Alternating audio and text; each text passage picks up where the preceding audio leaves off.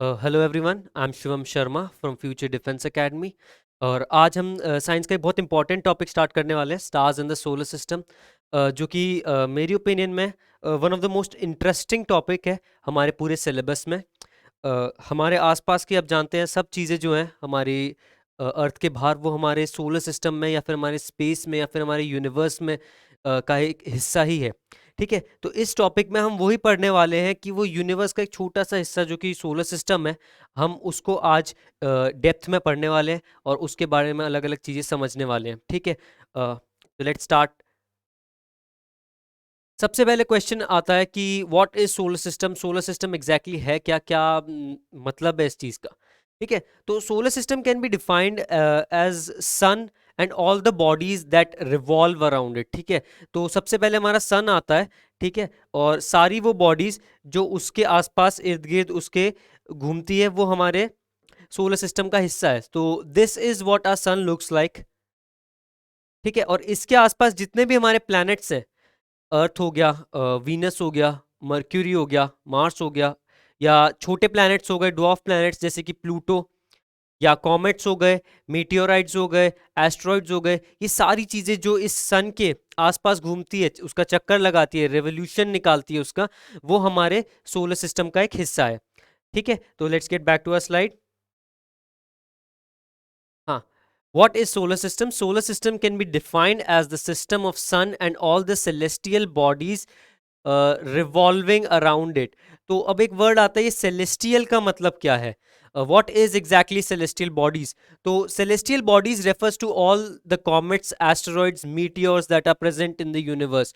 Uh, वो सारी चीज़ें जो हमारे धरती के बाहर है, वो हमारा चांद भी हो सकता है, मून, वो हमारा सन भी हो सकता है, वो हमारे कॉमेट्स भी हो सकते हैं, मीटियोर्स, अलग अलग तरह के पत्थर जो हमारे यूनिवर्स में है, उन सबको हम एक ही ग्रुप में डाल देते हैं, जो कि हमारी सेलेस्टियल बॉडीज। सेलेस्टियल का मतलब होता है वो चीज़ जो पृथ्वी के बाहर है या अंतरिक्ष में है, उसको हम सेलेस्टियल का दर्जा दे देते हैं। ठीक है, you can imagine the solar system as a giant family of sun and its offsprings. ठीक है, आप एक इमेजिन कर सकते हो कि जो सोलर सिस्टम है वो बेसिकली क्या है, सन और उसकी पूरी फैमिली। ठीक है, सन हो गया और उसके जो प्लैनेट्स हैं उसको रिवॉल्व कर रहे हैं, उसकी एक तरह से फैमिली है, वो हमारा पूरा सोलर सिस्टम है। अब सोलर सिस्टम के हमारे क्या क्या आते हैं, हमारे 8 प्लैनेट्स आते हैं, mercury, Venus, earth, Mars, Jupiter, Saturn, Uranus and Neptune. उसके अलावा हमारे पास 6 ड्वार्फ प्लैनेट्स हैं हमारे, अनगिनत कॉमेट्स, एस्ट्रॉइड्स, मीटियोर्स वगैरह वगैरह। ये सारी चीज़ें जो हैं हमारे सोलर सिस्टम का एक हिस्सा है। हाँ, इसके बाद में आगे बढ़ते हैं हम। What are stars and why are they important. ठीक है, अब एक क्वेश्चन आता है कि स्टार्स जो हैं, जो तारे हैं जो आप अपने आसमान में देखते हैं, वो क्या है, और क्या उनके कोई ज़रूरत है हमें, क्या वो सच में रिस्पॉन्सिबल है किसी चीज़ के लिए, और उनका इम्पोर्टेंस है कि हमारी लाइफ में कोई। तो उस चीज़ को हम पढ़ते हैं। Stars are giant balls of plasma with hot gases acting as a fuel for all the energy they produce. Okay, let's see a star. Sun, sun is a star, आपको ये बात पता ही है।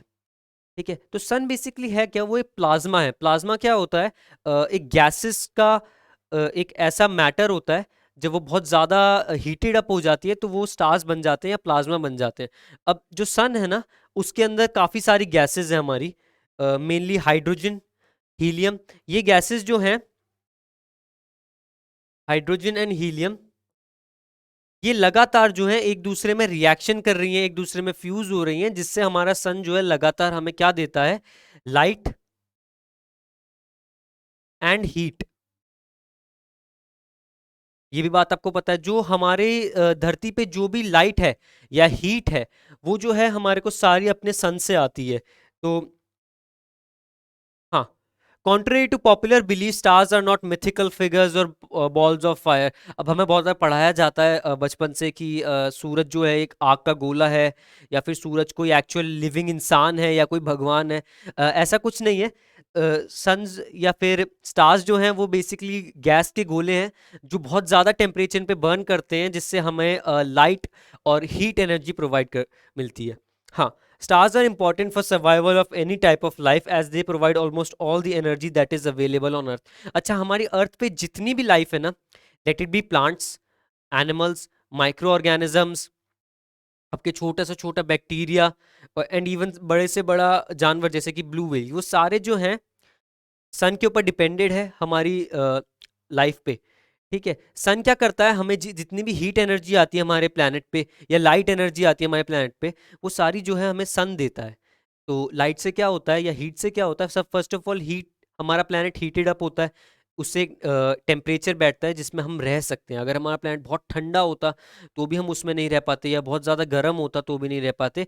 तो जितनी भी हमारे को हीट मिलती है वो हमें अपने सन से मिलती है, और उसके अलावा जो लाइट एनर्जी है उसकी वो हेल्प करती है हमारे प्लांट्स को फोटोसिंथेसिस में। फोटोसिंथेसिस आप जानते ही हैं, जब भी हम लाइट, जो प्लांट्स होते हैं हमारे, वो लाइट और कार्बन डाइऑक्साइड को फ्यूज करके एनर्जी बनाते हैं। और आपको पता ही है हम प्लांट्स पे डिपेंडेड है हर तरीके से, और प्लांट्स डिपेंडेड है हर तरीके से सन पे। तो वी कैन से कि हम इनडायरेक्टली अपनी सारी एनर्जी किससे लेते हैं, सन से लेते हैं। हाँ, ठीक है। What constitutes the solar system. अच्छा, कॉन्स्टिट्यूट्स का मतलब क्या होता है, कॉन्स्टिट्यूट्स का मतलब है कि जो सोलर सिस्टम हमने पढ़ा है या बताया है, इसमें क्या क्या चीज़ें आती हैं। ठीक है, इसमें जो भी चीज़ें हैं हम उनके बारे में पढ़ेंगे, अब उनका नाम देंगे और देखेंगे क्या क्या है। Solar system involves the sun and the 8 planets revolve around it. अब मैं आपको 8 प्लैनेट्स का नाम वैसे ही बता चुका हूँ, और आपको भी मोस्ट प्रोबेबली पता ही होगा। तो जो सन है और 8 प्लैनेट है जो उसके आसपास घूमते हैं, चक्कर लगाते हैं, रिवॉल्व करते हैं, वो जो है हमारे सोलर सिस्टम का मोस्ट डेफिनेटली हिस्सा है। उसके अलावा सोलर सिस्टम में मिलियंस ऑफ एस्ट्रॉइड, मतलब मिलियंस, बिलियंस, करोड़ों में है एस्ट्रॉइड्स हैं। एस्ट्रॉइड्स क्या होते हैं, बड़े बड़े पत्थर होते हैं, जो कि एक आप मिनी प्लैनेट मान सकते हैं उन्हें। ठीक है, वो मार्स और जुपिटर के बीच में हमें मिलते हैं। और कॉमेट्स हैं आपके, आपके मीटियोर्स हैं, वो पत्थर हैं जो स्पेस में घूमते रहते हैं। ये सारी चीज़ें जो हैं हमारे सोलर सिस्टम का हिस्सा है। It also include 6 dwarf planets. अच्छा, आप सब ने प्लूटो का नाम तो सुना ही होगा, है ना। प्लूटो को फर्स्ट ऑफ ऑल प्लैनेट का दर्जा दिया जाता था, उसे एक पूरा प्लैनेट माना जाता था, वो सबसे आखिरी वाला प्लैनेट था। पहले हमारे पास 9 प्लैनेट्स थे, Pluto was the 9th planet. But क्या हुआ, 2006 में साइंटिस्ट ने एक नया क्राइटेरिया निकाला, मतलब एक नया दर्जा निकाला कि किसी चीज को प्लैनेट बोला जाए या ना बोला जाए। अनफॉर्चुनेटली फॉर प्लूटो, उसने वो क्राइटेरिया मीट नहीं किया। ठीक है, इसलिए इसको है ना तब से प्लैनेट से निकाल दिया गया, और इसको एक दर्जा दे दिया हमने ड्वार्फ प्लैनेट का। तो now Pluto is a dwarf planet. Dwarf का मतलब हिंदी में होता है बौना या छोटा, क्योंकि प्लूटो सबसे छोटा है और वो प्लैनेट नहीं है, तो उसको हम क्या बोलते हैं, ड्वार्फ प्लैनेट का नाम दे देते हैं।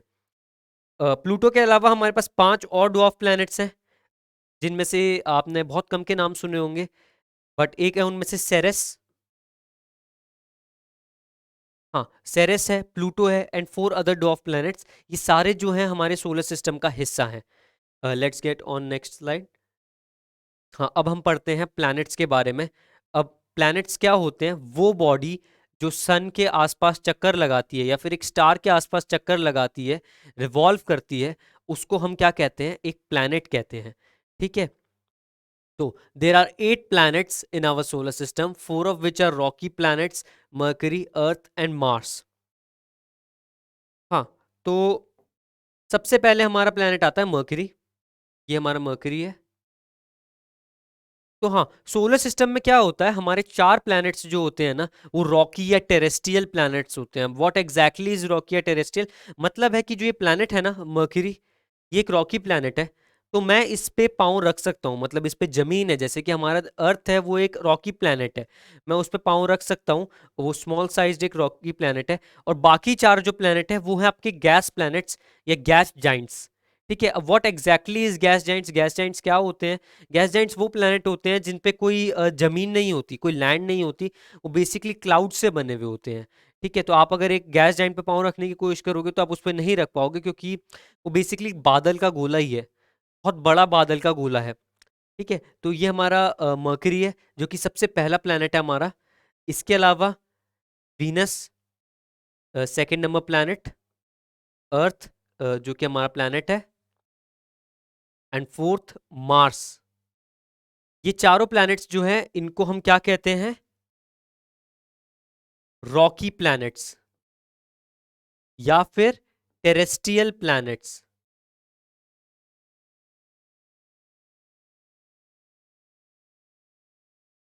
ठीक है, इसका मोस्टली रीजन यही है क्योंकि इन पे जमीन है, एक ऐसा सरफेस है जिस पे हम पाँव रख सकते हैं, जिस पे हम रह सकते हैं, चल सकते हैं, कूद सकते हैं, मतलब जो भी चीजें हम अपनी नॉर्मल लाइफ में करते हैं वो हम इन रॉकी या टेरेस्ट्रियल प्लैनेट्स पे कर सकते हैं।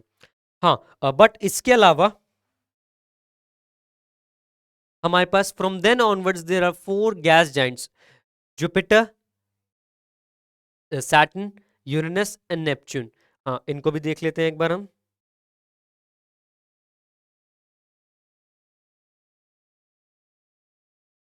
ये रहा हमारा जुपिटर। अब जो जुपिटर है ना, वो फर्स्ट गैस जाइंट है, सबसे बड़ा प्लैनेट है, ये चीज आप जानते ही होगे। इसको आप देखोगे ना तो इसके ये वेव सी है, जैसे पानी की लहर होती है वैसे इसके क्लाउड्स हैं, जैसे कि आप देख सकते हो। इसका रीजन मोस्टली ये है कि जो जुपिटर है ना वो गैस जाइंट है। मतलब लेट्स से कि मैं आपको यहाँ से इस प्लैनेट पे हम मान लेते हैं कि मैं आपको ड्रॉप कर दूं, यहाँ पे ड्रॉप कर दूं, तो आप इधर से जाकर यहाँ से जाते ही जाओगे, क्योंकि क्या है, जुपिटर पे है ना कोई लैंड नहीं है पाँव रखने के लिए। ये बेसिकली एक बादल है बहुत बड़ा, बट अगेन ये बहुत भारी है, ये बहुत ज़्यादा ही बड़ा है, ये अर्थ से 1300 टाइम्स बड़ा है। तो it is the largest planet, but still it is a gas giant, एक गैस प्लैनेट। हाँ, उसके अलावा सैटर्न, जो बहुत लोगों का फेवरेट प्लैनेट होता है मोस्टली क्योंकि इसकी बहुत सुंदर रिंग्स होती है। हाँ, तो सैटर्न भी जो है सेकेंड बिगेस्ट प्लैनेट है। ये भी एक गैस जाइंट है, मीनिंग कि अगर हम किसी चीज़ को यहाँ से इस पे ड्रॉप करते हैं तो वो गिरती ही चली जाएगी। उसके अलावा हमारे दो आउटर प्लैनेट्स भी हैं, यूरेनस एंड नेपच्यून। हाँ, इन द सेम वे जैसे कि हमारे जुपिटर और सैटर्न थे, जो यूरेनस और नेपच्यून है वो भी आपके गैस जाइंट्स हैं या गैस प्लैनेट्स हैं। हाँ, the largest planet is Jupiter and the smallest is mercury. The hottest planet is Venus and the coldest is Neptune. अभी मैंने जैसे कि आपको बताया था, जुपिटर जो है वो सबसे लार्जेस्ट प्लैनेट है। ये अर्थ के कंपैरिजन में बहुत बड़ा है, इसका वेट जो है अर्थ से कई सैकड़ों गुना ज़्यादा है, इसका जो साइज़ है वो अर्थ से कई हज़ारों गुना ज़्यादा है। तो ये लार्जेस्ट प्लैनेट है हमारे सोलर सिस्टम का।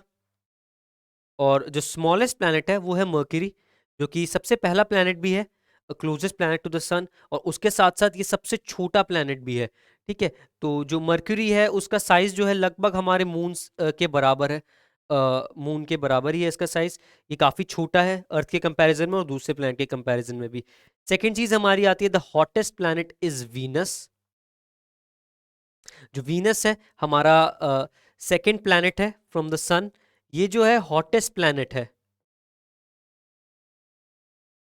Venus is the hottest planet in our solar system. इसका जो एवरेज टेम्परेचर है वो आपका यूजुअली 453 डिग्री सेल्सियस रहता है।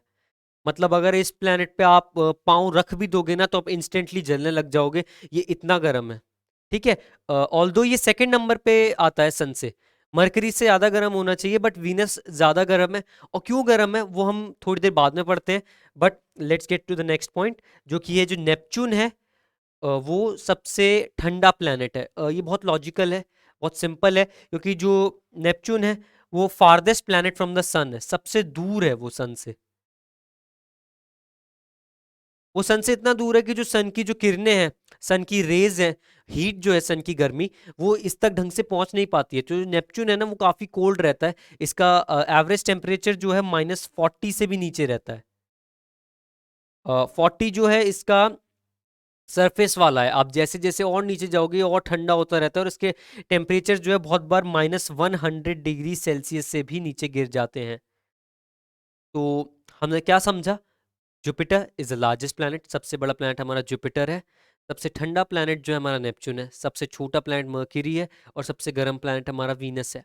उसके अलावा हमारे पास 8 प्लैनेट्स हैं, जिसमें से 4 जो हैं हमारे क्या हैं, रॉकी प्लैनेट्स, और अगले 4 जो हैं वो हैं हमारे गैस जाइंट्स या गैस प्लैनेट्स कह सकते हैं आप इनको। Okay, 4 gas giants and 4 Rocky planets that makes up a total of 8 planets. हमारे सोलर सिस्टम में जो है 8 प्लैनेट्स हैं। ठीक है। Thank you for watching my video. I hope you enjoyed it. मैं ये समझता हूँ कि आपको इससे कुछ सीखने को मिला होगा। I will meet you very सून।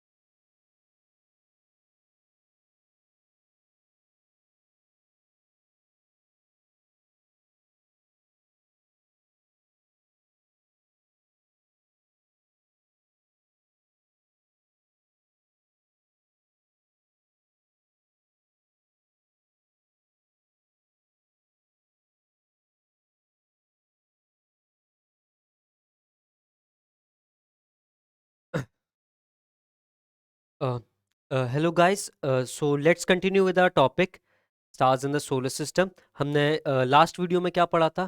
हम अभी तक प्लैनेट्स तक पढ़ चुके थे। हमने ये जाना कि सोलर सिस्टम होता क्या है, उसमें क्या क्या चीज़ें आती हैं, what are stars, stars basically क्या होते हैं।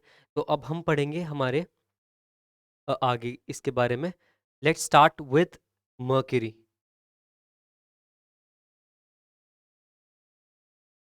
अब हम मर्क्यूरी के बारे में पढ़ते हैं। Mercury is the closest planet to the sun and it is also the smallest planet. ठीक है।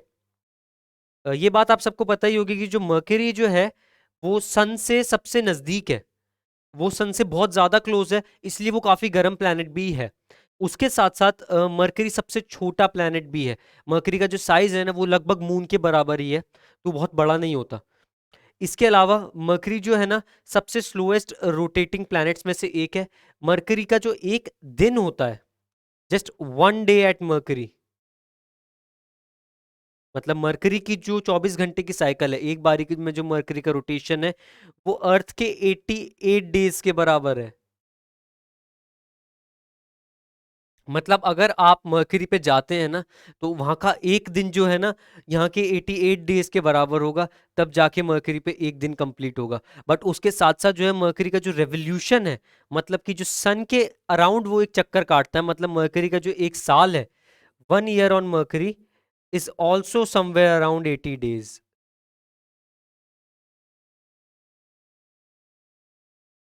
मरकरी का जो एक साल है ना वो लगभग 80 to 90 डेज पे पड़ता है, क्योंकि ये सन के बहुत करीब है। इसका जो ग्रेविटेशनल पीरियड है वो बहुत ज़्यादा इन्फ्लुएंस होता है सन से, तो उसी की वजह से जो मरकरी है ना वो बहुत धीरे धीरे धीरे धीरे घूमता है अपनी खुद की एक्सिस पे, इसलिए उसके जो डेज होते हैं ना वो बहुत ज़्यादा बड़े होते हैं, और उसके जो ईयर्स हैं वो बहुत छोटे होते हैं, क्योंकि वो सन से बहुत करीब होता है, इसलिए वो सन का चक्कर काफ़ी बाकी प्लैनेट से बहुत जल्दी काट लेता है। उसके अलावा जो मर्करी है उसका कोई मून नहीं है, उसके पास कोई नेचुरल सैटेलाइट नहीं है। जैसे हमारी अर्थ का आपको पता है चांद है, आपको पता है जुपिटर के बहुत सारे मून्स हैं, उसी तरीके से मर्करी का कोई मून नहीं है। इसका रीजन मोस्टली ये है कि मर्करी जो है ना वो बहुत छोटा है साइज में, इसलिए जो ये है इसके पास इतना वेट नहीं है, इतना मास नहीं है, इतनी पावर नहीं है कि ये एक सैटेलाइट को अपनी तरफ खींच सके, या फिर कोई सैटेलाइट इसका चक्कर काटे। अब मर्करी का डिस्क्रिप्शन क्या है, ये मोस्टली आपको अलग अलग रंग कलर्स में दिखेगा। आपको ये दिख रहा होगा, कहीं कहीं जगह पे ये येलोइश है, कहीं कहीं जगह पे ये ब्लूइश है, और आपको इस पे बहुत सारे जो है ये बड़े बड़े गड्ढे, या फिर इनको हम साइंस में कहते हैं क्रेटर्स, आपको बहुत सारे क्रेटर्स दिख रहे होंगे यहाँ पे। और इसके कलर्स अलग-अलग है। अब इसके अलग-अलग कलर्स का रीज़न मोस्टली ये है कि जब मर्करी की जो फ़ोटो खींची जाती है ना, the most of the time ये जो है सन की लाइट में छुपा हुआ होता है। तो कभी-कभार तो इसके कलर्स आपको ब्लूइश दिखेंगे, कुछ-कुछ स्पॉट पे इसके कलर्स जो आपको ऐसे येलोइश दिखेंगे, जैसे कि दिख रहा है आपको। अ, ऐसा नहीं है कि मर्करी मिक्स कलर का प्लैनेट है, मोस्टली इसलिए होता है क्योंकि सन की लाइट इस पे इस तरफ से पड़ती है ना, यहाँ से इस पे सन की लाइट पड़ती है। और आप सबको पता है कि बहुत बार क्या होता है, लाइट से जो है हमारी फोटो के कलर्स अलग अलग दिखने लग जाते हैं। अलग अलग लाइट्स में हमारा फेस का कलर अलग आता है, पीछे से लाइट का ग्लेयर अलग आता है। तो मोस्टली ये जो है ना, ये ये कलर्स जो इसमें आपको दिखाई दे रहे हैं ये सन का ग्लेयर है। But what are these craters, इतने सारे गड्ढे क्यों है इस पे? रीजन क्या है? मरकरी क्योंकि सबसे क्लोजेस्ट प्लैनेट है ना सन के, तो सन का भेजा हुआ जो भी रॉक्स होते हैं, सन जो भी चीज एक्सपेल करता है मतलब निकालता है अपने अंदर से, वो छोटे छोटे पत्थर हो गए या फिर कोई और चीज हो गई, वो जो है इस पे क्रेटर्स कर देती है। और जो मीटियोर्स होते हैं ऊपर से, जो इसके ऊपर मीटियोर्स पड़ते हैं, पत्थर गिरते हैं, वो भी जो है इस पे क्या करते हैं, ये बड़े बड़े क्रेटर्स कर देते हैं। तो इसीलिए जो इसका मरकरी का अपीयरेंस है ना, बहुत बार कहते हैं चीज की तरह है। जैसे आपने देखा होगा चीज में छोटे छोटे होल्स होते हैं ना, स्विस चीज में, वैसे ही मरकरी में भी जो है काफी सारे हमारे होल्स हैं। इसके अलावा हम नेक्स्ट प्लैनेट पे बढ़ते हैं। Uh, First, let's read about it. It does not have any atmosphere or a natural satellite. Mercury rotates very slowly in its axis. However, it takes the shortest time to revolve around the sun. मतलब क्या है कि ना तो mercury का कोई atmosphere है, जैसे कि आपको पता है हमारी अर्थ पे एक एटमॉस्फेयर होता है, एक लेयर होती है गैस की हमारे ऊपर।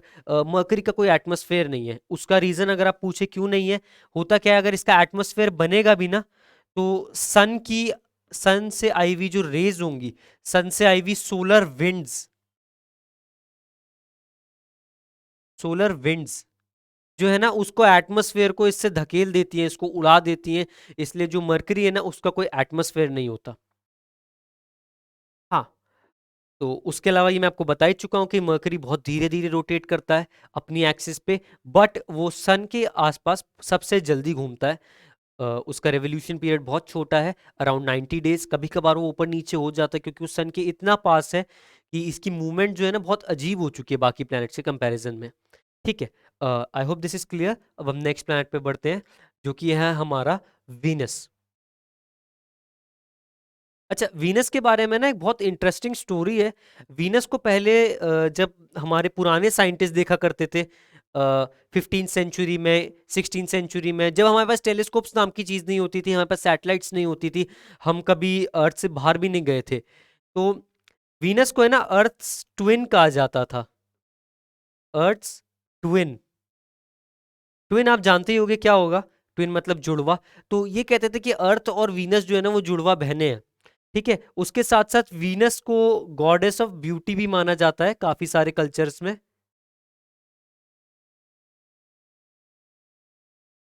अच्छा, अब इसका रीजन क्या है, ये अर्थ का ट्विन क्यों बोला जाता है या गॉडेस ऑफ ब्यूटी क्यों बोला जाता है? फर्स्ट ऑफ ऑल, जो वीनस है ना, एक बहुत ही कलरफुल और एक बहुत ब्राइट प्लैनेट है, जैसे कि आप इसमें देख सकते हो।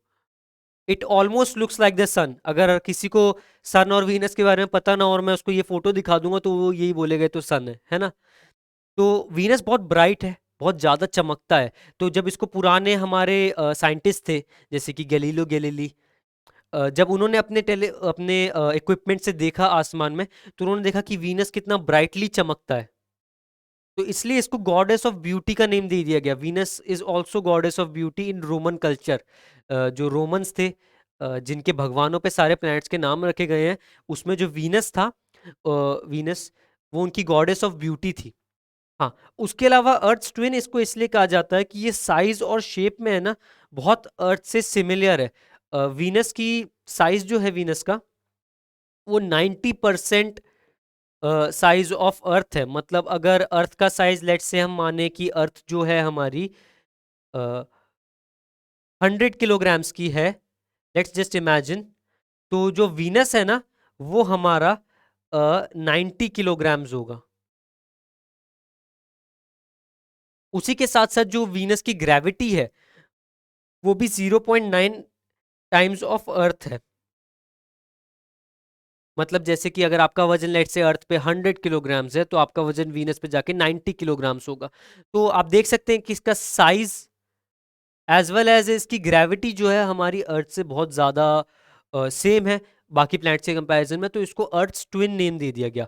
हाउएवर हमने 1970s में रशियंस ने क्या किया, अपनी एक सैटेलाइट भेजी यहाँ पे वीनस पे। जब वो सैटेलाइट लॉन्च हुई, वीनस पे पहुंची वो, तो वो सिर्फ 40 मिनट्स के लिए एक्टिव रही।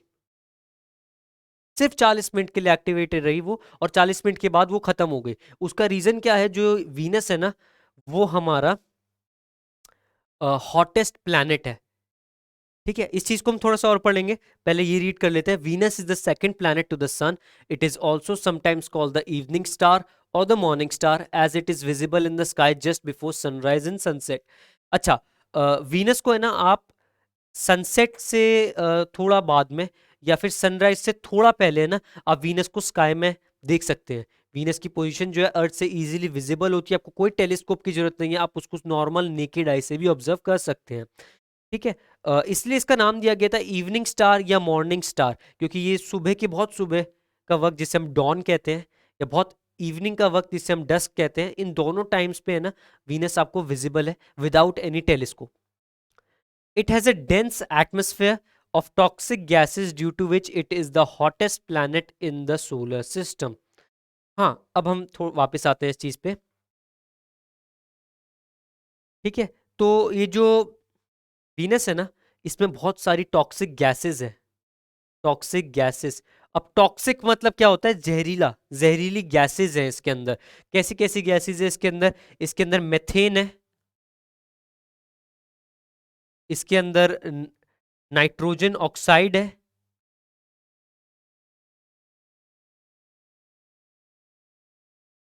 इसके अंदर सल्फर डाइऑक्साइड है,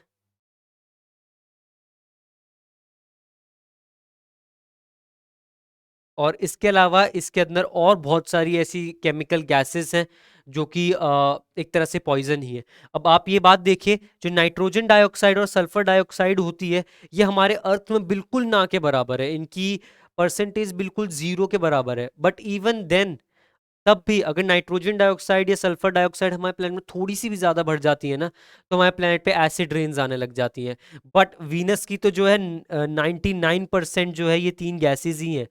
वीनस के एटमॉस्फेयर में 99% ये तीनों गैसेज हैं आपके, नाइट्रोजन डाइऑक्साइड, मेथेन और सल्फर डाइऑक्साइड। इसलिए जो वीनस है ना, उस पर कॉन्स्टेंटली हर वक्त जो है एसिड रेन आती है। हर मिनट, हर सेकंड, हर आवर यहाँ पे एसिड रेन आती है। उसके अलावा वीनस का जो एवरेज टेम्परेचर है, मैं थोड़ा पहले बता चुका हूँ, वो 450 डिग्री सेल्सियस रहता है। अब एक क्वेश्चन आएगा आपका कि सर, वीनस तो सेकंड क्लोजेस्ट प्लैनेट है अर्थ से, सन से सॉरी, तो मरकरी वीनस से ज़्यादा गर्म क्यों नहीं है? इस चीज़ को समझने के लिए मैंने आपको थोड़ी देर पहले बताया था कि मरकरी का कोई एटमॉस्फेयर नहीं है। ठीक है, ये जो है ना, बिल्कुल ऐसे बस एक पत्थर है, इसका कोई एटमॉस्फेयर ही नहीं है। तो जो भी रेज इसकी तरफ सन से आती है, लेट से ये सन की एक रेज है यहाँ पे, गर्मी लाई है, तो वो इस प्लान पे पड़ती हैं और वो स्पेस में वापस चली जाती हैं। ठीक है, वो इस पे पड़ेंगी और ये वापस स्पेस पे छोड़ देगा। मतलब इसका 90% मान लीजिए आप, जो हीट है वो वापस भेज देता है, उसको वापस स्पेस में भेज देता है। थोड़ी बहुत हीट जो है वो उसका सरफेस एब्जॉर्व कर लेता है, but most of the heat, सारी गर्मी जो है वो उसको वापस स्पेस में फेंक देता है मरकरी जो है, क्योंकि इसके पास कोई एटमॉस्फेयर नहीं है। हमारी अर्थ में भी क्या होता है, हमारी एटमॉस्फेयर में गैसेस है, जैसे कि कार्बन डाइऑक्साइड। कार्बन डाइऑक्साइड क्या करती है, वो जैसे कार्बन डाइऑक्साइड मान लीजिए, इस पे अगर हीट पड़ेगी ना, तो कार्बन डाइऑक्साइड क्या करती है, हीट को अंदर होल्ड करके रखती है, उसको बाहर जाने नहीं देती। बट जैसे मरकरी जो है ना, जैसे यहाँ पे मरकरी पे कोई एटमॉस्फेयर नहीं है, तो जो भी लाइट या जो भी हीट आएगी ना, वो तुरंत वापस उसे स्पेस में रिफ्लेक्ट कर देता है। बट हमारा जो वीनस है, मैंने बताया इसका एटमॉस्फेयर जो है बहुत डेंस है, डेंस। ठीक है, डेंस मतलब क्या होता है, गाढ़ा। इसका जो एटमॉस्फेयर है हद से ज्यादा गाढ़ा है, तो जो भी हीट आती है ना, जैसे समझो सन की रेज आ गई, वो सिर्फ वो अंदर आएंगी, बट वो कभी बाहर नहीं जा पाएंगी, क्योंकि इसका एटमॉस्फेयर उसको जाने ही नहीं देगा।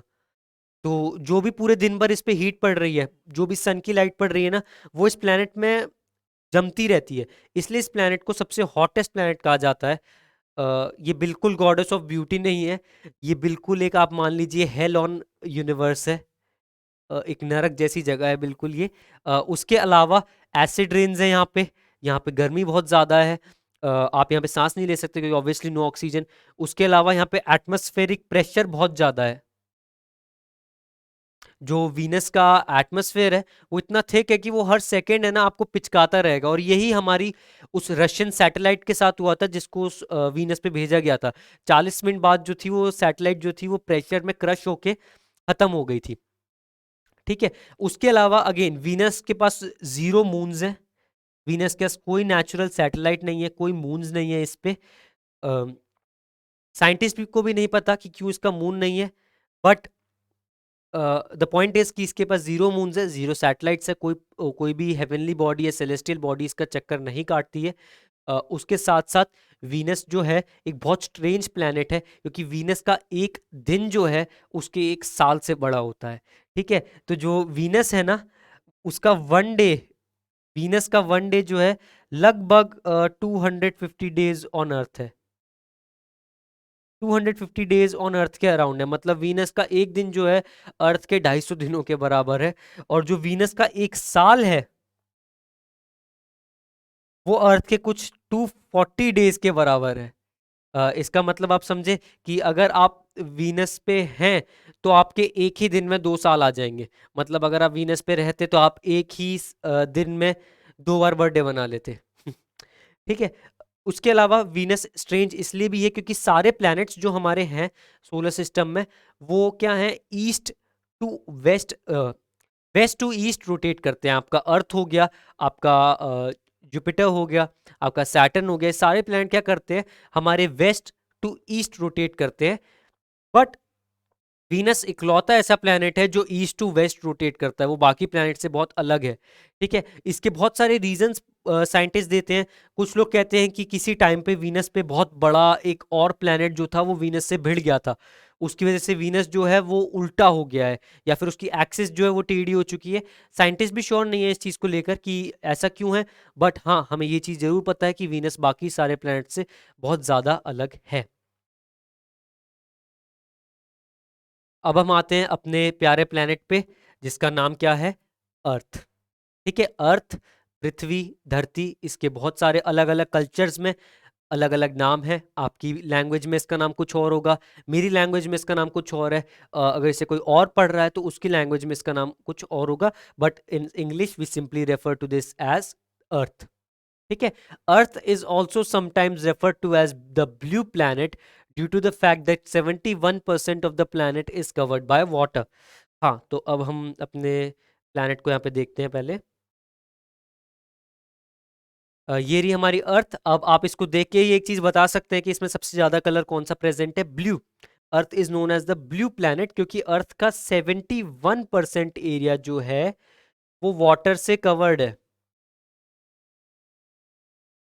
इसमें आपके ओशंस आ जाते हैं, इसमें आपके सीज आ जाते हैं, आपकी रिवर्स आ जाती हैं, आपके लेक्स, पॉन्ड्स, जो भी चीज़ें वाटर बॉडीज है हमारी सारी जो है वो इसमें आ जाती हैं। 71% of the earth is covered by water. ठीक है। रिमेनिंग जो 29% है वो हमारे लैंड फॉर्म्स है। अब अर्थ जो है बाकी सारे प्लैनेट से स्पेशल क्यों है, क्योंकि अर्थ इकलौता प्लैनेट है जिसके बारे में हम श्योर है कि यहाँ पे लाइफ एग्जिस्ट करती है। इसके अलावा हमें नहीं पता सोलर सिस्टम के किसी और प्लैनेट में लाइफ एग्जिस्ट करती है या नहीं करती। काफ़ी डिबेट चल रही थी कि मार्स पे शायद करती है, बट अभी तक हमें कोई प्रूफ नहीं मिला है। तो जो अर्थ है, सॉरी, जो अर्थ है हमारी, इसमें हमारे 7 कॉन्टिनेंट्स हैं। ये चीज़ भी आपको पता होगी, अर्थ है 7 कॉन्टिनेंट्स।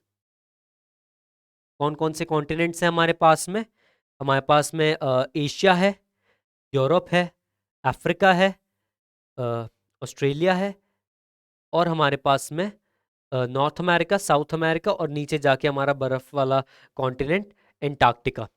ठीक है। 7 प्लैनेट, सॉरी, 7 कॉन्टिनेंट्स हैं और 4 ओशियंस हैं। ठीक है। Pacific ocean, Indian ocean, Arctic ocean and Atlantic ocean. ये सारे मिलके हमारे प्लैनेट को ब्लू अपीयरेंस देते हैं। उसके अलावा हमारे प्लैनेट पे कुछ कुछ चीज़ें ऐसी है जिसकी वजह से लाइफ पॉसिबल हो पाई है। फॉर एग्जांपल सबसे पहले हमारे प्लैनेट पे लिक्विड वाटर है।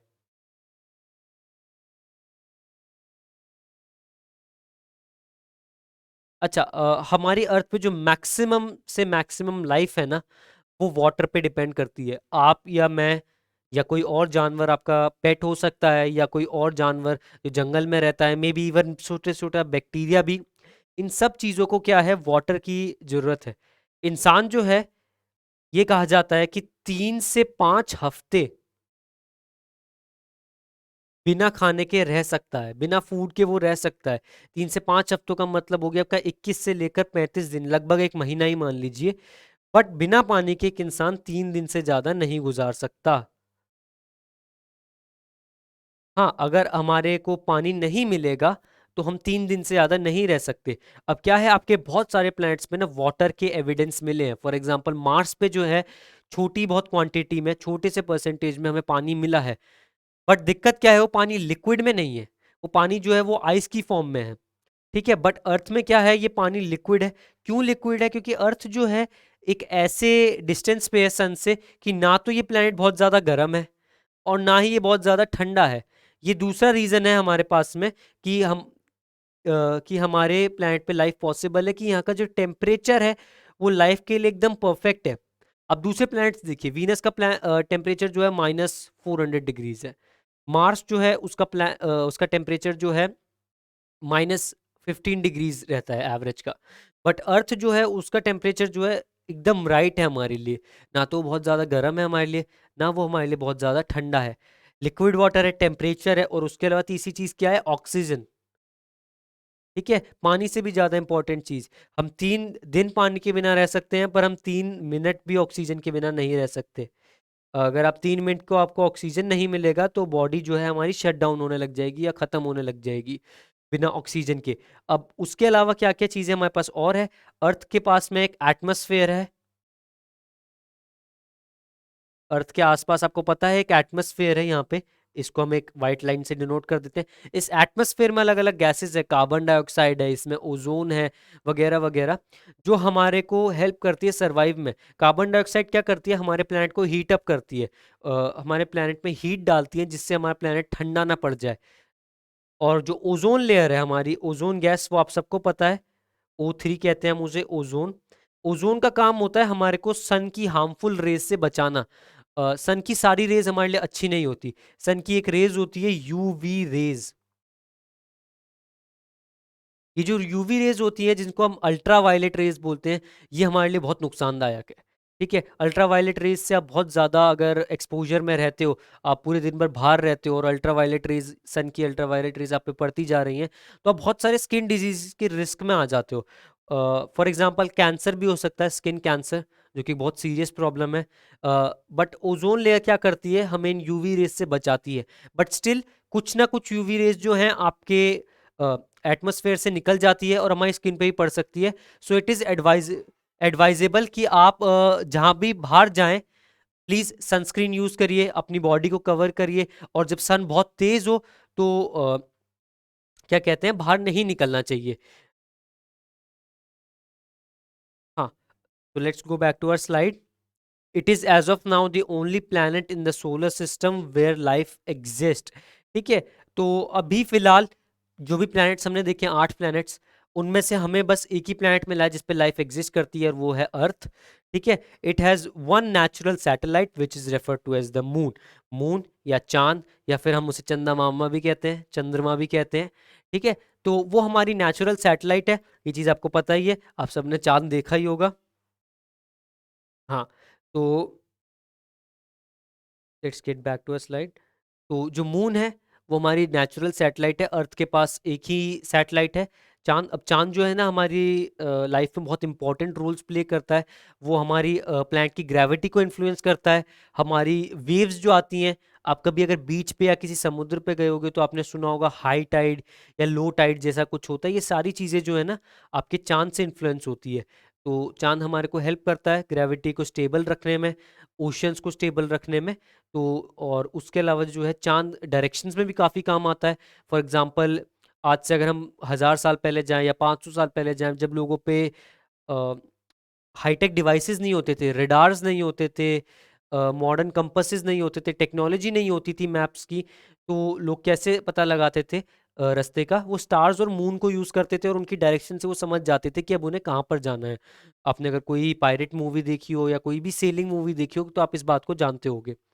हाँ। सो अब हम आगे बढ़ते हैं मून से।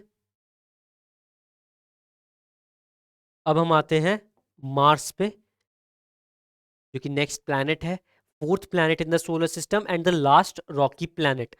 तो मार्स के बारे में क्या लिखा गया है? The Mars is also known as the red planet due to high concentration of iron in its soil. अच्छा, अब मार्स है, मार्स की फोटो देखते हैं हम।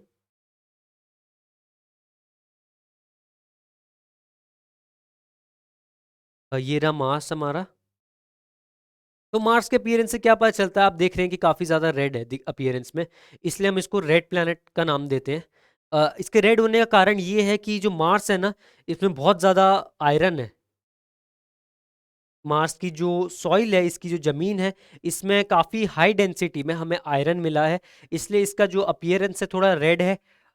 इसलिए इसे रेड प्लैनेट कहा जाता है।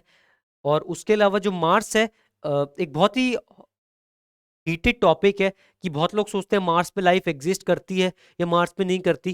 कुछ लोग अलग अलग एविडेंसेस देते हैं कि मार्स पे पानी मिला गया है पुराना, या कुछ लोग कहते हैं कि मार्स पहले एक अर्थ की तरह ही प्लेनेट था, बट वहां पर कुछ ऐसा हुआ, कोई कॉमेट गिर गया या कोई डिजास्टर हो गया, जिसकी वजह से क्या हुआ, मार्स जो है अब ऐसा दिखता है और इस पे कोई लाइफ प्रेजेंट नहीं है। बट फिलहाल साइंटिस्ट ने कोई एविडेंस नहीं मिला है उनको कि मार्स पे लाइफ कभी एग्जिस्ट करती थी या नहीं करती थी। तो नेक्स्ट क्या है? It is a rocky planet with a thin atmosphere and two moons, Deimos and Phobos. Mars का जो एटमॉस्फेयर है वो बहुत थिन है, सॉरी, बहुत पतला है अर्थ के कंपैरिजन में और वीनस के कंपैरिजन में, दूसरे प्लैनेट के कंपैरिजन में। इसका जो एटमॉस्फेयर है काफी थिन है। उसके अलावा मार्स जो है, इसके दो मून्स हैं। इवन दो ये अर्थ से छोटा है, इसके पास दो मून्स हैं, उनका नाम है डीमोस और फोबोस। ठीक है, वो उसके रिवॉल्यूशन काटते हैं उसके आसपास। तो आप ये चीज़ जरूर याद रखिएगा कि मार्स के दो मून्स हैं। मैं अंडरलाइन कर देता हूँ एक बार उनके नाम, Deimos and Phobos. So Mars has how many moons? Mars has only two moons. ठीक है। Mars is the last terrestrial planet after which the gas giants take over. ठीक है, जो मार्स है ना, वो हमारा लास्ट टेरेस्ट्रियल प्लैनेट है, लास्ट रॉकी प्लैनेट है। मतलब अब मार्स के बाद में मैं जो भी प्लैनेट्स पढ़ाने जाऊंगा या जो भी प्लैनेट्स हमारे होते हैं, उनके ऊपर जो है क्लाउड्स है, जैसे कि हमने स्टार्टिंग में पढ़ा था, उन पे जमीन नहीं है। अब जो मार्स है ना, उस पे हम अलग अलग तरह के रोवर्स भेज चुके हैं। ठीक है, रोवर्स बेसिकली क्या होते हैं? रोवर्स एक तरह के रोबोट होते हैं जो क्या करते हैं, मार्स की सॉइल पे रिसर्च करते हैं, मार्स की सॉइल का सैंपल लेते हैं, उसको उस पे एक्सपेरिमेंट्स करते हैं और उसकी जो इमेजेस और उसके जो रिजल्ट्स है ना, वो अर्थ पे भेज देते हैं। ठीक है, टोटल हमने मार्स पे 4 रोवर भेजे थे अलग अलग तरीके के। तो आप एक छोटा सा होमवर्क मान लीजिए इसे, आप उन चारों रोवर्स का नाम ढूंढिएगा। ठीक है। हाँ, इसके अलावा मार्स पे वाटर मिला है सॉलिड फॉर्म में, मतलब जमी हुई फॉर्म में, in forms of ice and polar caps. Again, कुछ लोग समझते हैं कि मार्स पे लाइफ है, बट मार्स पे कोई लाइफ नहीं है एज ऑफ नाउ, हमें कोई प्रूफ नहीं मिला है। हाउएवर, हमारे वर्ल्ड में काफ़ी सारे प्रोजेक्ट्स हैं। फॉर एग्जांपल मार्स वन करके एक प्रोजेक्ट है, जो कि इलॉन मस्क ने निकाला है। इलॉन मस्क टेस्ला के ओनर, आप जानते ही होंगे उन्हें। तो मार्स वन में बेसिकली क्या होगा, वो कुछ वॉलंटियर्स को जो खुद से जाना चाहते हैं, अराउंड 20 लोग होंगे, तो उनको क्या करेंगे, वो मार्स पे भेजेंगे और वो कोशिश करेंगे कि मार्स को एक दूसरी अर्थ बनाई जाए, कि इन केस अगर कुछ फ्यूचर में हो जाता है हमारी अर्थ को, लेट से कोई डिजास्टर आ जाता है, कोई एस्ट्रॉयड इम्पैक्ट आ जाता है जिसने डायनासोर्स को खत्म कर दिया था, वैसा अगर कुछ होता है तो हमारे पास हमेशा एक ऑप्शन रहेगा, एंड दैट इज मार्स। अब मार्स जो है, उसकी ग्रेविटी जो है वो अर्थ के 0.4 टाइम्स है। इसका मतलब क्या है कि अगर आप 100 kgs के हैं अर्थ पे, तो आपका वेट सिर्फ 40 kgs होगा मार्स पे। और अगर आपका वजन अर्थ पे लेट से 50 kgs है, तो मार्स पे आपका वजन जो होगा अराउंड 20 kgs होगा। ठीक है, तो ये कुछ चीज़ें थी मार्स के बारे में। इसके बाद में हम नेक्स्ट प्लैनेट से बढ़ते हैं, जो कि है आपके गैस जाइंट्स।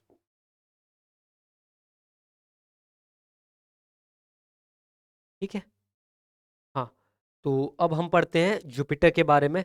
तो जो जुपिटर है वो हमारा लार्जेस्ट प्लैनेट है, ये चीज़ आप सबको पता होगी। Jupiter is the largest planet in our solar system. Jupiter बहुत बड़ा है साइज में। फॉर एग्जांपल अभी मैं आपको थोड़ा सा बताता हूँ, आपको समझ आ जाएगा जुपिटर कितना बड़ा है। ये जुपिटर है, ठीक है, और जुपिटर इतना बड़ा है कि इसका जो ये एक स्पॉट है ना, अ,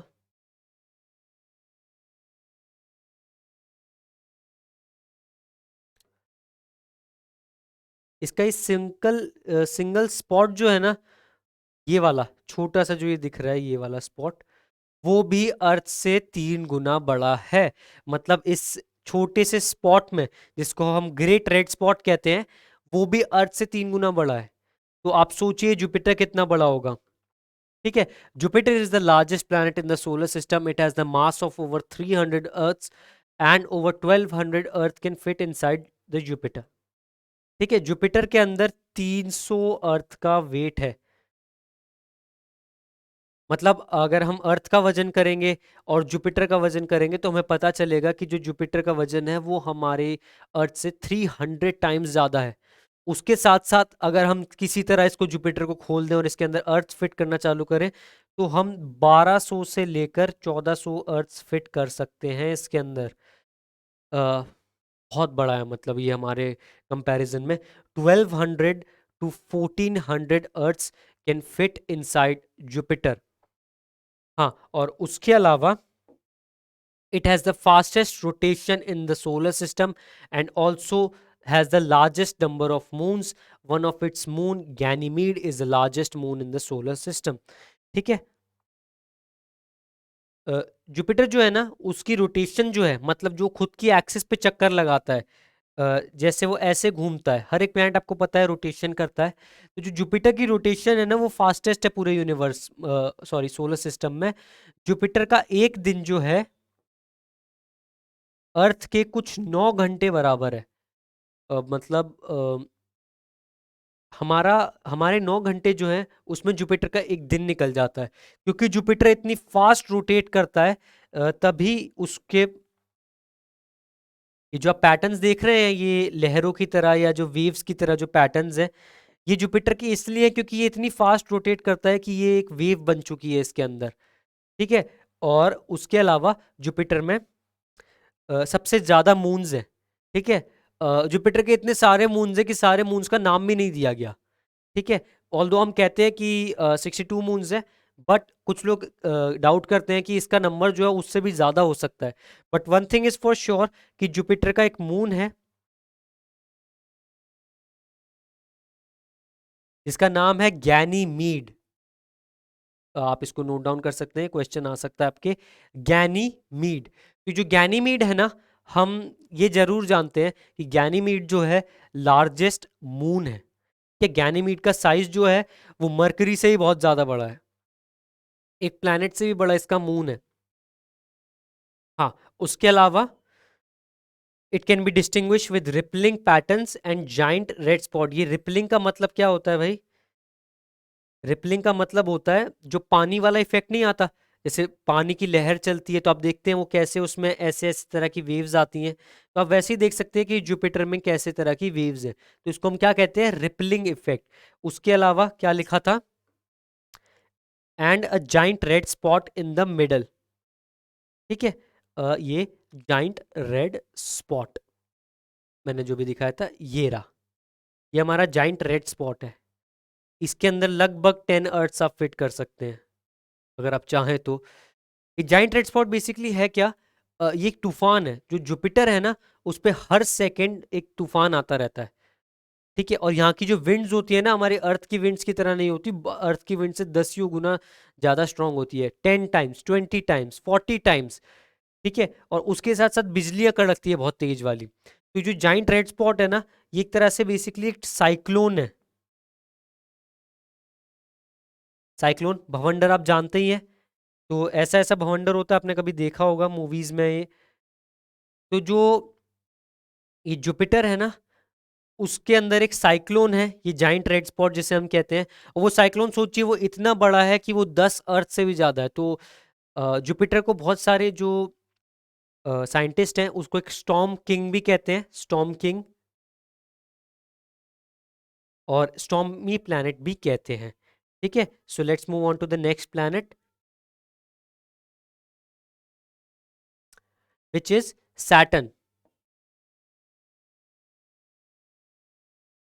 ठीक है, हाँ, सैटर्न। सैटर्न जो है हमारा सेकंड नंबर पे लार्जेस्ट प्लैनेट है और हमारा सेकंड गैस जाइंट है।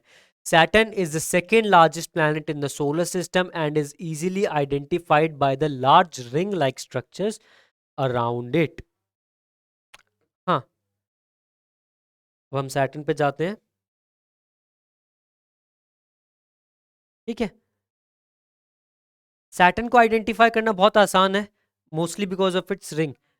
जो सैटर्न है उसके अराउंड एक रिंग स्ट्रक्चर है, एक बहुत बड़ा रिंग स्ट्रक्चर है जो कि दिखने में बहुत सुंदर होता है और सबसे इजीली आइडेंटिफाइबल प्लैनेट है। अगर आप कभी फ्यूचर में टेलीस्कोप लेते हो या आप कोई भी ऐसा ऑब्जेक्ट लेते हो जिससे आप प्लैनेट्स को देखना चाहो, तो आप रिंग से तुरंत पहचान जाओगे कि हम सैटर्न की बात कर रहे हैं।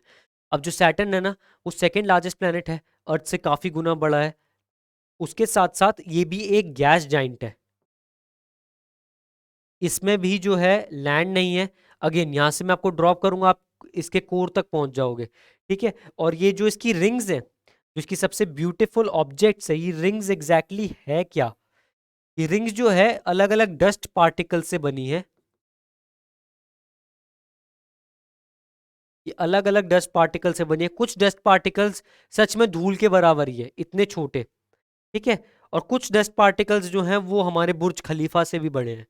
ठीक है, तो डिफरेंट डिफरेंट पार्टिकल्स हैं, पत्थर हैं, छोटे छोटे और बड़े बड़े भी, माउंटेन से भी बड़े पत्थर।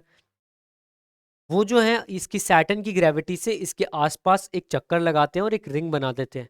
एक अगर मैं आपको फन फैक्ट बताऊं ना, तो हमारे जितने भी गैस जाइंट्स हैं, ये बड़े बड़े प्लैनेट्स हैं ना, जैसे कि आपका जुपिटर हो गया, इसके आसपास भी है ना एक रिंग्स होती हैं, बट वो इतनी छोटी होती हैं, इतनी पतली होती हैं कि वो हमें दिखती नहीं है। बट जो सैटर्न है, सैटर्न के आसपास काफ़ी बड़ी रिंग्स हैं और काफ़ी ज़्यादा नंबर में है, इसलिए वो बहुत इजीली आइडेंटिफाइबल है।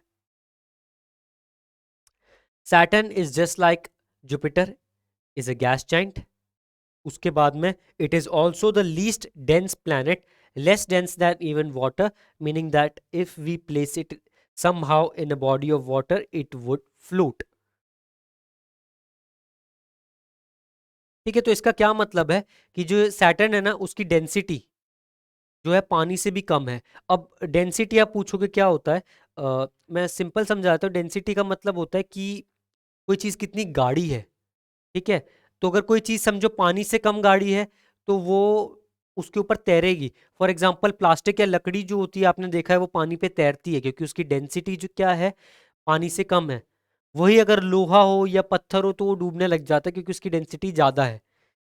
तो जो ये है ना, इसकी डेंसिटी जो है वो पानी से बहुत कम है। तो अगर समहाउ आप सैटर्न को उठाकर किसी पानी की बॉडी में डाल देते हो तो सैटर्न डूबेगा नहीं, सैटर्न सिर्फ ऊपर ऊपर तैरेगा। ठीक है, उसके अलावा सैटर्न के भी काफ़ी सारे मून्स हैं, जिसमें उसके दो मून्स जो हैं वो बहुत इंपॉर्टेंट है। उनको एक बार देख लेते हैं, टाइटन एंड यूरोपा। अच्छा, टाइटन जो है वो बेसिकली क्या है, एक ऐसा मून है जिसपे साइंटिस्ट सोचते हैं कि इस पे लाइफ पॉसिबल है। टाइटन के अंदर क्या फाइंड किया है साइंटिस्ट ने कि अंदर टाइटन के सरफेस में ओशंस है।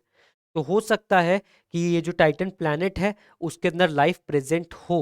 इसको एक मूवी में भी दिखाया गया। अगर आपने कभी अपनी लाइफ में अवेंजर्स देखी होगी, अवेंजर्स इन्फिनिटी वॉर, तो उसमें जो मेन विलन होता था थैनोस, वो इसी टाइटन प्लैनेट से या टाइटन मून से बिलोंग करता था। ठीक है, हाँ, उसके अलावा एक यूरोपा है। यूरोपा मून पे भी बहुत लोग सोचते हैं कि लाइफ पॉसिबल है। अगेन सेम रीजन है। यूरोपा पे क्या है, यूरोपा ऐसे है, उसके ऊपर आइस है और आइस के नीचे क्या है, वाटर फाइंड किया गया है साइंटिस्ट ने। हाँ, तो तो अब हम चलते हैं अपनी नेक्स्ट स्लाइड पे, जो कि है हमारी यूरेनस एंड नेपच्यून। अब यूरेनस और नेपच्यून को हमने क्या किया है, एक ही उसमें प्लेस कर दिया है। Uranus and Neptune are two outer planets, ठीक है। Uranus Neptune are two outer planets and can not be observe through the naked eyes. तो पहले देखते हैं इनका स्ट्रक्चर कैसा है यूरेनस और नेपच्यून का। ये रहा हमारा यूरेनस। तो जो यूरेनस और नेपच्यून है ना, उनको आउटर प्लैनेट्स बोला जाता है क्योंकि वो सबसे लास्ट में है। उनका जो डिस्टेंस है वो सन से इतना ज़्यादा है, या इवन हमारी अर्थ से इतना ज़्यादा है कि हम इनको अपनी आंखों से ऑब्जर्व नहीं कर सकते। हमें एक टेलीस्कोप चाहिए होगा काफ़ी अच्छी पावर का, तभी हम यूरेनस या नेपच्यून को देख सकते हैं। हाँ, यूरेनस और नेपच्यून भी जुपिटर और सैटर्न की तरह गैस जाइंट्स है। इनके आसपास भी एक बहुत हल्की हल्की क्या होती है, रिंग स्ट्रक्चर होता है। जैसे सैटर्न का था ना, वैसे इनका भी एक बहुत हल्का रिंग स्ट्रक्चर होता है, बट अगेन वो इतना पतला होता है कि आप उसको है ना ऑब्जर्व नहीं कर सकते। आपके पास एक बहुत हाई पावर का टेलीस्कोप होगा तो हाँ मे बी आप उसको देख लोगे, बट सैटर्न की तरह वो हमें दिखती नहीं है, ठीक है। उसके अलावा ये सबसे ठंडे प्लैनेट्स भी हैं। ऑब्वियसली नेपच्यून क्या है, वो यूरेनस से ज़्यादा ठंडा है, क्योंकि वो और ज़्यादा दूर है सन से। ये भी गैस जाइंट्स है, मीनिंग कि अगर मैं आपको ड्रॉप करूंगा तो आप नीचे ड्रॉप करते जाओगे, यहाँ पे कोई सॉलिड सरफेस नहीं है। हाँ, तो ये तो था हमारा यूरेनस। अब एक बार हम नेपच्यून के भी दर्शन कर लेते हैं। ये रहा हमारा नेपच्यून। ये क्या है, ये अलग अलग गैसेस से बने हैं, ठीक है। और बीच बीच में ना नेपच्यून में ऐसे आप देख रहे हो ये इफेक्ट्स आते हैं, रिपलिंग इफेक्ट्स, जैसे कि जुपिटर पे थे। ये बेसिकली क्या होता है, जब किसी किसी पॉइंट पे जब क्लाउड्स बहुत तेज मूव कर रहे होते हैं ना, तो वो ऐसा रिपलिंग इफेक्ट बनाते हैं, जैसे कि हम नेपच्यून पे देख सकते हैं। Neptune is the last planet in the solar system, सबसे लास्ट है। इसको सबसे ज़्यादा टाइम लगता है सन के अराउंड चक्कर काटने में, 200 साल से भी ऊपर लग जाते हैं इसको एक चक्कर काटने सन के। हाँ, तो और क्या लिखा है, they are also the coldest planet due to their distance from the sun which is obvious, क्योंकि वो सन से इतने ज़्यादा दूर है कि जो सन की जो हीट है वो उन तक पहुंच ही नहीं पाती है। अगर हम एग्जांपल लें, जैसे कि अगर ये हमारा सन है और ये हमारे यूरेनस और नेपच्यून है, तो सन की हीट क्या होती है, इनके तक ढंग से पहुंच ही नहीं जाती, पहुंच ही नहीं पाती। इसलिए जो इनका टेम्परेचर है ना, वो यूजुअली नेगेटिव रहता है, माइनस में रहता है, ठीक है। तो ये थी हमारी यूरेनस और नेपच्यून की कहानी, जो हमारे आउटर प्लैनेट्स थे। इसी के साथ हमारे जो 8 प्लैनेट्स हैं हमने वो डिस्कस कर लिए। I hope you enjoyed the video, I hope you learn something new today, and I will meet you very soon. Thank you.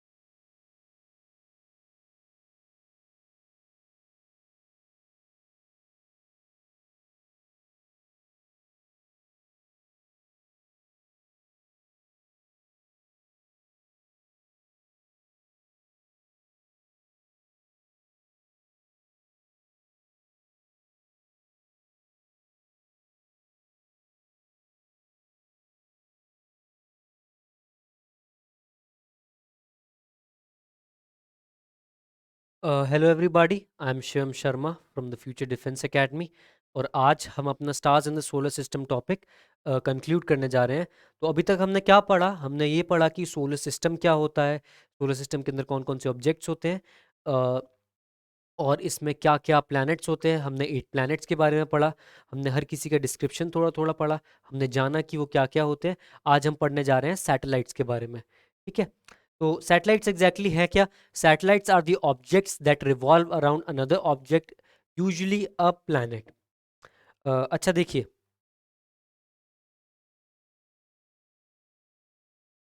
Satellite basically होती क्या है?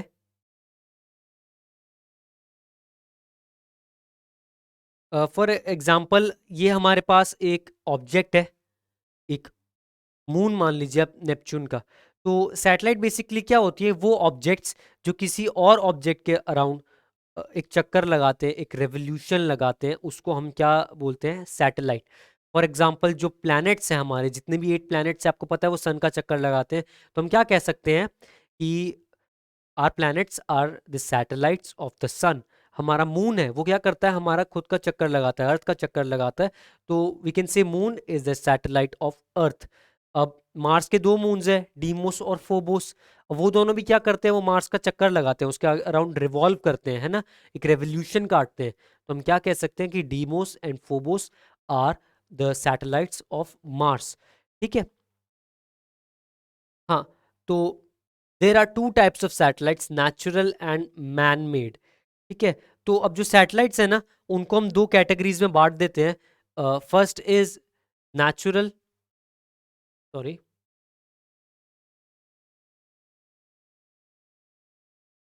First is natural and second is man made. ठीक है, man made के अलावा आप use कर सकते हो आर्टिफिशियल वर्ड को भी यूज कर सकते हो, आप सिंथेटिक भी बोल सकते हो, या आप ह्यूमन मेड सैटेलाइट्स भी बोल सकते हो। इट्स ऑल द सेम, ये सारी बात एक ही है। मेन बात क्या है यहाँ पर कि हमारे पास 2 सैटेलाइट्स है। फर्स्ट इज नेचुरल, जो हमें कुदरत ने दी है, आप कह सकते हो यूनिवर्स ने वो हमारे लिए बना के दी है। और दूसरी है मैनमेड, जो हमने खुद अपने पर्पस के लिए बनाई है। तो हमारी जो अर्थ है, earth has one natural satellite which is known as the moon. Moon है हमारी नेचुरल सैटेलाइट, आपको पता ही है मून के बारे में, हमने थोड़ा सा पढ़ा था अर्थ के उसमें, बट हम फिर से रिकैप कर लेते हैं। मून बेसिकली क्या है? हमारी अर्थ की इकलौती नेचुरल सैटेलाइट है। अब मून फॉर्म कैसे हुआ था, इसके पीछे भी एक कहानी है, मैं थोड़ा समझा देता हूँ आपको। आज से काफ़ी टाइम पहले, around 3 billion years ago, 3 billion years ago, 3 billion years का मतलब हो गया 300 करोड़ साल। 300 करोड़ साल पहले अर्थ के अंदर हुआ क्या था? एक प्लैनेट था, वो अर्थ से आके भिड़ गया था। तो इस कोलिजन में क्या हुआ? जो भी पत्थर हमारा स्पेस में गया, ये प्लैनेट और इस प्लैनेट का कोलिजन हुआ, और जो भी पत्थर, मलबा, जो भी था, डस्ट जो उड़ के स्पेस में गई, वो थोड़े टाइम बाद क्या हुआ? वो हमारे अर्थ के अराउंड फॉर्म हो गई। तो एक बार मैं अर्थ दिखाता हूँ ताकि आपको बेटर समझ आ जाए थोड़ा सा। फॉर एग्जाम्पल ये अर्थ है हमारी, तो क्या हुआ इसमें? इसमें आप इमेजिन करिए कि एक प्लैनेट इसमें आके भिड़ गया, एक प्लैनेट जो है लगभग मार्स के साइज का प्लैनेट इसके अंदर आके भिड़ गया। एक बहुत बड़ा धमाका हुआ, एक कोलिजन हुआ। उससे क्या हुआ? ये प्लैनेट तो जो था वो पूरी तरीके से फट गया, बट अर्थ भी जो थी लगभग खत्म हो गई। तो जो भी इसमें अर्थ में से जो पत्थर, मलबा, डस्ट जो उड़ के गई, वो स्पेस में लॉन्च हो गई। मतलब इतना जोर का इम्पैक्ट हुआ, इतनी जोर से ये प्लैनेट हम में आके भिड़ा कि सारा पत्थर जो है वो ऊपर स्पेस में चला गया। अब थोड़े टाइम बाद में क्या हुआ? अर्थ की ग्रेविटी के अंडर आकर ये पत्थर जो था ये एकजुट हो गया। ठीक है, ये धीरे धीरे जो था, ये जितने ही पत्थर थे, सैकड़ों या इवन करोड़ों, वो एकजुट हो गए, और वो थोड़े टाइम बाद वो हमारा मून बन गया।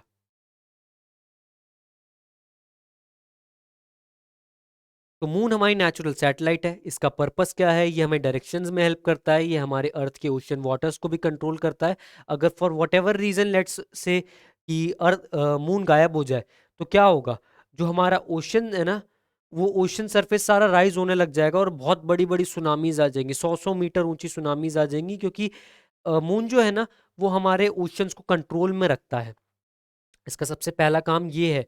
उसके अलावा मून की खुद की कोई लाइट नहीं होती। ये जो मून है ना, इसकी खुद की कोई लाइट नहीं है।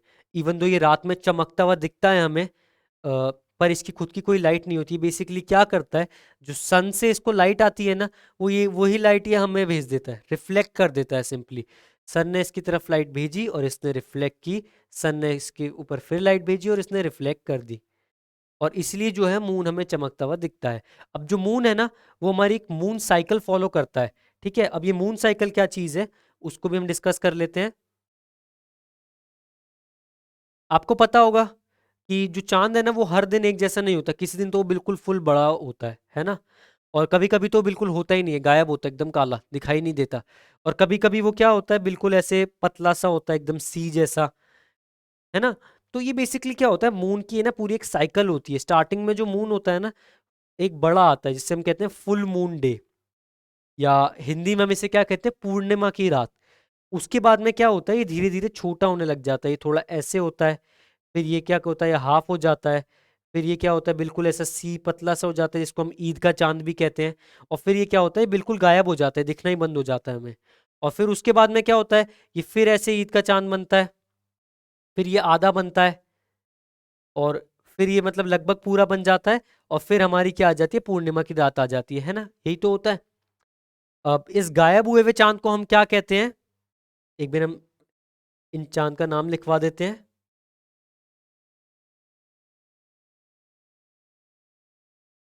जो पूरा चांद होता है, मतलब आसमान में पूरा चमचमाता हुआ चांद है, उसको हम कहते हैं full moon day. Full moon day, या हिंदी में हम इसे क्या कहते हैं, पूर्णिमा की रात। तो बहुत सारे हमारे इंडियन फेस्टिवल्स जो है वो फुल मून डे के दिन सेलिब्रेट होते हैं। फॉर एग्जांपल आपका गुरु पूर्णिमा हो गया, अम, आपका बुद्ध पूर्णिमा हो गया, ये दोनों फेस्टिवल्स क्या है, पूर्णिमा के दिन सेलिब्रेट होते हैं। अब इसके अलावा ऐसे भी दिन होते हैं जब चांद होता ही नहीं है, इसको हम क्या कहते हैं हिंदी में, अमावस्या की रात। अमावस्या की रात, और या फिर हम इसको इंग्लिश में क्या कहते हैं, new moon day. New moon day. अब आपको भी पता है हमारे इंडिया में सबसे बड़ा फेस्टिवल कौन सा है, दीपावली या दिवाली। दिवाली क्या है, वो अमावस्या के दिन सेलिब्रेट होता है, या फिर न्यू मून डे के दिन सेलिब्रेट होता है। उसके अलावा एक ईद का चांद भी होता है, जो ऐसे ये बिल्कुल पतला सा है, इसको हम क्या कहते हैं, क्रिसेंट मून।